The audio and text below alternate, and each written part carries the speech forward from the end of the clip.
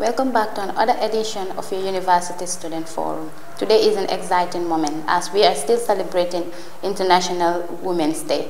So today our topic of discussion would be geared towards the role of university education in empowering women.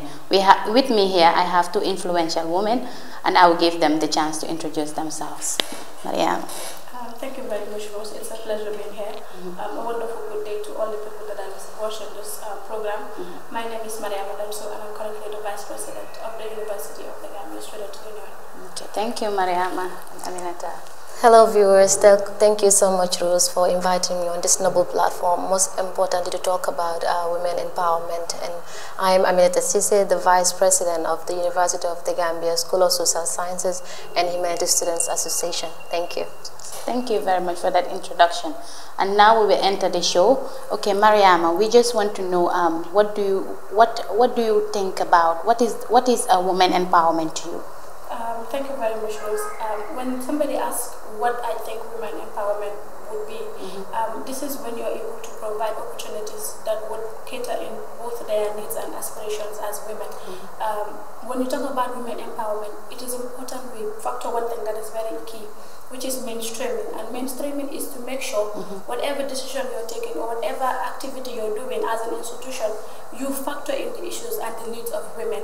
So that is one way that when somebody tells me what empowerment is, one thing that comes to my mind is mainstreaming. That is to make sure women are involved across all sectors in development. Okay, thank you very much for that. And Aminata, also tell us what do you think? This will be an additional factors, as Mariama rightly mentioned. Like for me, when you mention empowerment, I think of the word support.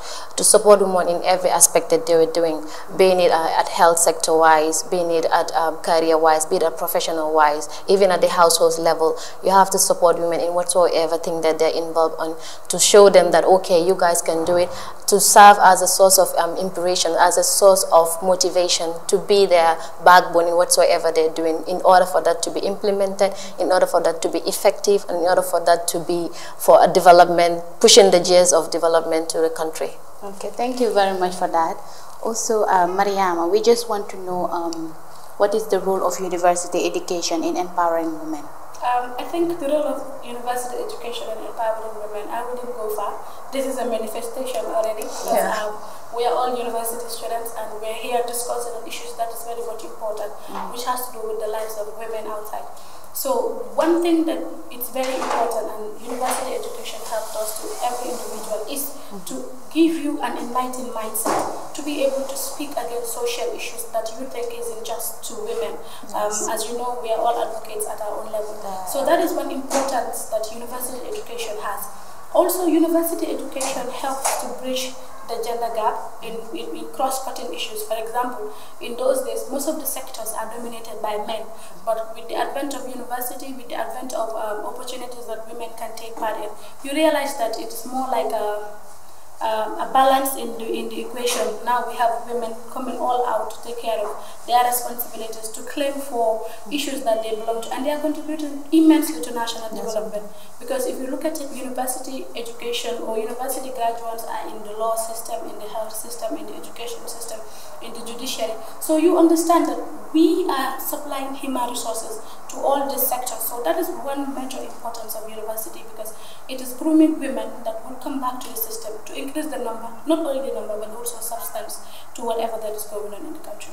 Okay, that's a very important manifestation by you. So we just hear from Aminata also. Yeah, looking at it, University of the Gambia is creating a platform for these young women to not just to realize their talents and skills, but also to teach them how to implement them in the outside world. They'll be shaping them, guiding you through. In fact, they're giving you opportunities and chances for you to even start working towards that when you are at the UTG. Look at the SU now, they're doing elections and they're allowing women to be there, to participate, to take the mantle of leadership, and you are given the chance, you are elected in office as Mariama here now. They're giving her the platform, the opportunity in order to get all this trained and order to expose, whenever she's exposed outside, she will be able to exercise her duties very well as expected.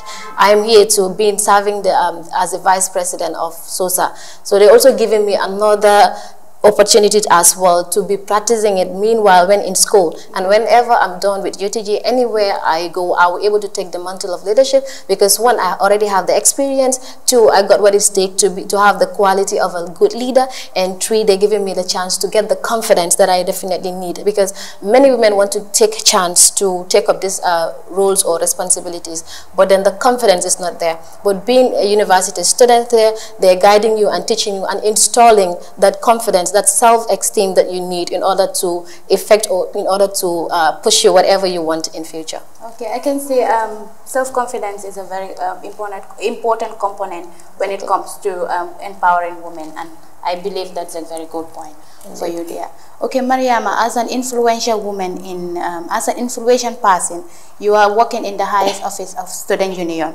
So what is your office doing as a VP to make sure that women are empowered, especially people within the university, to take up leadership roles?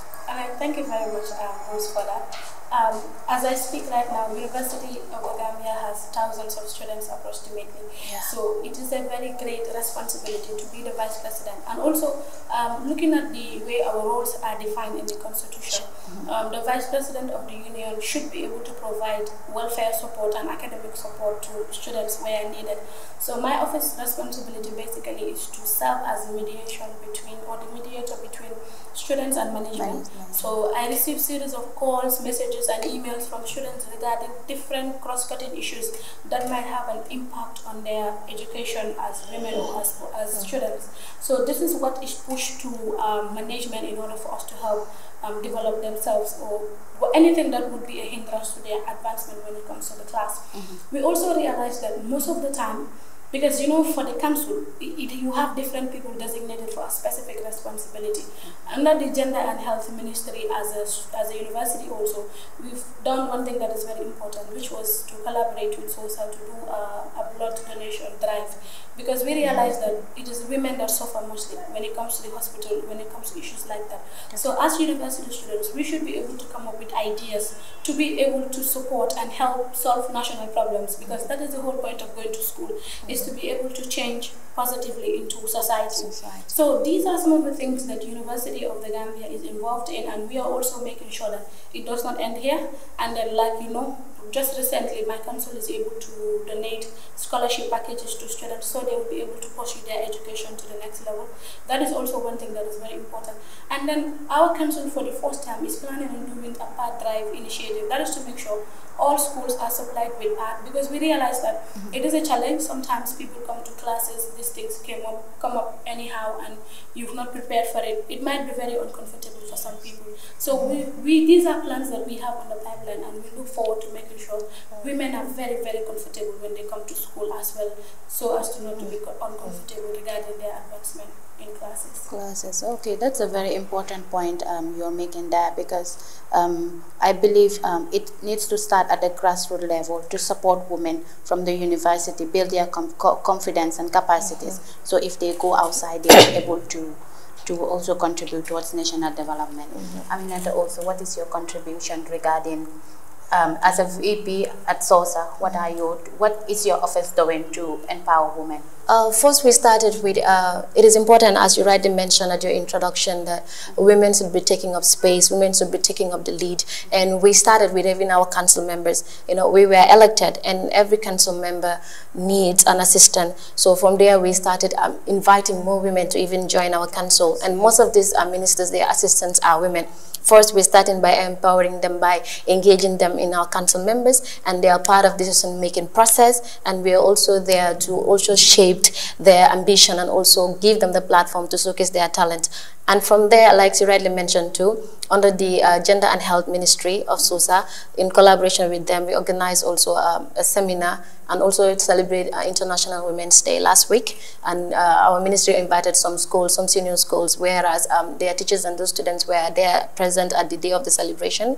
And then they didn't only stop there, but they also conducted seminar for them to teach them about their rights and their responsibilities and how to be their own voices instead of somebody representing them, and then to make them also realize that they have the potential to be whatever they wanted to be in future.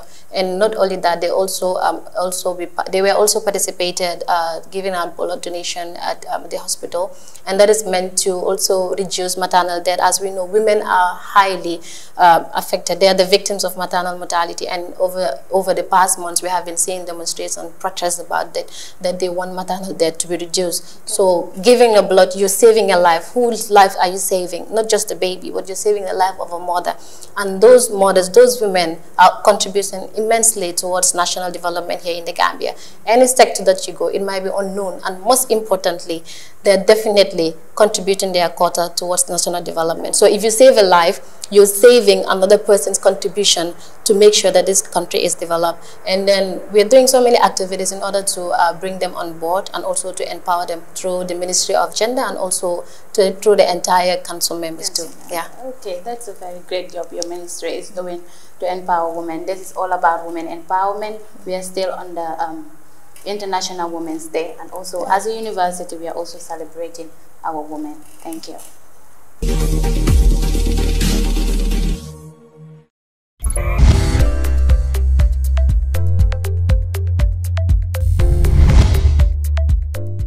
Okay, Mariama, we talk about gender-based violence at the university, because we see women are always vulnerable when it comes to gender-based violence, sexual harassment, and other things. What are you doing as a council, as an influential person at the university to combat this? Okay, thank you very much. As such, I would want to be very much direct with this. So far, since we assumed office, we've not had a case of gender-based violence, as we put it. But also, it is important that we note violence comes in different ways. There can be physical violence, there can also be emotional violence. So, as to the magnitude of any form of violence happening to the point of us, it's been put to the notice of the council so far. Nothing of that sort has happened. The only issue we had at some point was between a lecturer and a student, and that too was on academic issues, and then I think we all know how that ended. So the whole idea of maybe if I should discuss, I might discuss from a very general point of view as to gender-based violence, but for the university in specific, we are yet to have anything of that sort, to be quite honest with you. So in the constitutions, do you have any aspect where in the constitution where it is stipulated if cases of gender-based violence comes in, how are you going to manage those type of cases? We have a University Act, and we also have a Sexual Harassment Act, because university, as we all know, is an act of parliament, and when a bill is being established at parliament, there must be laws governing that institution. So it's a zero tolerance to sexual violence, it's a zero tolerance to gender-based violence. So if it happens to a point that it is made known, or the victim comes all out to say it, to the legal implications that the university can take to press charges against such an individual, and the right lawful action would be taken against such a person. But also now we have a guidance and counseling unit, which is controlled and managed by Madam Kandra, the psychology lecturer. So this is a place where we are going to provide psychosocial support to students that need it. They would be tested on depression, mental issues, and other social vices that might come up. So this is a place I believe people can go to when they have problems regarding anything that needs to be put to the notice of the council. And as Office of the Vice President, automatically I have a responsibility. As I told you, student support comes from my office. So I would be working closely with Madam Kantra to make sure we watch and look out for issues like that. And we have a zero tolerance principle to things of that nature. Okay, thank you very much for that. And Aminata, your office? Honestly, gender-based violence is something that everybody is even against, and even some gender are even totally zero tolerance when it's come to that. So one thing about my ministry is they directly work with people. They have been creating a lot of platforms, that is the IPRO office and the SG, and also the Education and Research Minister. They create so many platforms for even the freshmen that just joined recently to build that connection and that communication and that open environment for them, so that in case of any time that they face with situations like that, or things that, you know, it is emotional violence when it comes to that, they'll be able to open up and express how they're feeling to these people. So that is why it is important as a ministry or as a council to build that environment, to be open to people, make sure that tell them that, okay, whenever you have your problems, you can come to them. And so far, we're seeing any obstacle that they're facing within the University of the Gambia, they're voicing it out. If they cannot voice it out to those platforms, they make sure that they reach these council members, that is the SG and also the IPRO and the Education Minister, Research Minister, because they give them the platform that anything that you face within the University of the Gambia, even being it sexual violence or harassment there, that they give you the platform and give you the open door for you to express what you're feeling. So these are some of the things that we are doing in order to create that environment for them to report any cases like that. But for now, there's no cases regarding that. So we will make sure in that anytime that it happens, we're going to give them full support and what they deserve. Okay, thank you very much for that. Okay, the other question would be, what is the challenges within the university in bringing gender equality, especially within the student union and the student unions, the student union and the sub-union, student union, and also encouraging women to take up leadership roles? Yes, I think the first person, because when you look at it, this year's hashtag is something that is very interesting, which is choose to challenge.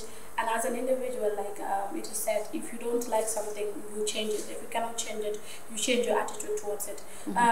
We would commend Fat Jeng for being the first female president of the University of the Gambia since its inception in the 90s.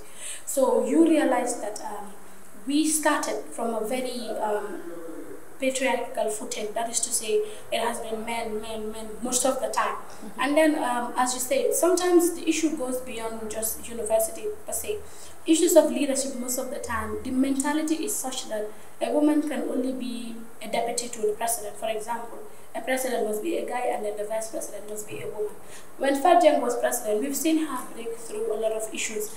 And you get questions like, why are you running for vice president and not president? People have different aims and objectives in life.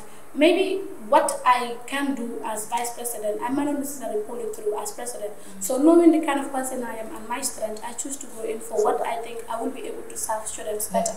But nonetheless, having student leadership and having women come all out to take part in elections is something that we would really encourage. Because when you make reference to last year's elections, because university elections mostly is within camps. From our camp, we were only 2 ladies, and from the other camp, okay, they tried to have, I think, 4 or 5 ladies, I can't clearly remember. But we have only a few handful of women that want to come all out to take leadership responsibilities. Aminata, for example, she's breaking barriers at social level. I am doing the same, and then we have a law student president who is a lady, and she's doing tremendously well. So I think we would want to encourage women to come all out, choose to challenge the system, because you cannot be there and sit and fold your hands. You have to come out, all out, be prepared to take up the leadership responsibility. Then we will be behind to push. But if you don't come all out, we can never support you. And also, I think it is about how the political nature has been painted dirty too. That is one thing that most women shy away from. But then leadership comes with great responsibility. So if you have decided to say, I want to come all out to serve, be prepared to accept the insults. Be prepared to accept the criticism, because these are issues that, to me, push you to do well. So some people cannot naturally take criticism. Some are not prepared for it. But if you want to take leadership role, especially in Africa or anywhere else as a woman, you have to have a thick skin. Be prepared to know that they are going to fight me. They are going to be challenges, but overcoming those challenges is what would make you a leader. So when I was opting for the position, I came prepared. I came with a very open-minded approach. I was ready for defeat, I was ready for victory, and I was ready for every other challenge that came my way. Because that is how the system is. So this is how we find ourselves in the system, and that is how we pass through and grow. Yeah, I think that is a very important point you are making there, because the challenge we have at the university is bringing women forward to take up leadership roles.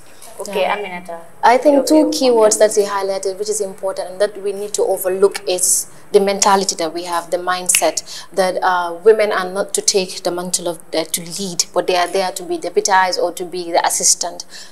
this is a problem that many women are facing. Like she rightly mentioned, she was ready for defeat. You should have a thick skin in order to take whatever might come your way, to obtain any obstacle that might come your way. But most women will not want to take that. Even if you want to encourage them to take it, they will be like, I will not be there to take the stress. I cannot handle it. It's so hectic and it's come with a lot of responsibilities. But you have to give yourself a try. You have to give it a shot. If you don't give it a shot, how will you analyze yourself that you're not fit for the position? Hence, men can do it. Women are also gifted. They are also blessed, and they have their own natural gift that from God. So you will never know your capabilities unless you put it to a test. So let me not just sitting back there and say that I have never seen it doing it, because we have seen, like, internationally, Hillary Clinton once take the step to be the president. Even in Gambia here, Dr. Aissatou Touré also want to take that. But you will have some people that will be like, even some men will be saying that, me, Jigen, lead me, astaghfirullah, something like that, that a woman should not lead, and they were trying to discourage you. But hence, a man is a mankind created by God. You are a woman also, a mankind created by God.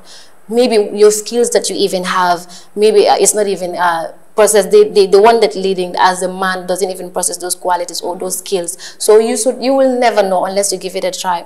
Don't listen to people. If you have to listen to societal norms, beliefs and all that, they'll be discouraging you, because what we are, the mindset that we have as our community, or the traditional mindset, is that women are not to lead. Even in households level, you just have to be taking instruction to do whatever the man asks you to do. But you don't think that you should be even part of decision making process. You have no rights to your kids. It's your husband that should make final decision. It doesn't have to be like that. Even for it to work, it has to be mutual understanding, mutual agreement, in order to produce a positive result for a positive results as well. So women have to come out, not to be saying that if I stand there, they will be like, she's a woman, something like that. It will never go. As the saying goes, if you listen to the voice of the market, you will not buy. So as Mariama rightly mentioned, come out, give yourself a try. You will definitely make it there. We need to take up space, as the former, the winner of Miss Universe says, that women, it's high time for women to take up space, to take up roles, to take up leadership roles, without being discouraged by anyone there, being it society or being it people. Okay, I believe everything is geared towards building self-confidence. And if women build their self-confidence, they will overcome all these challenges. Let's go for a break and we will be right back.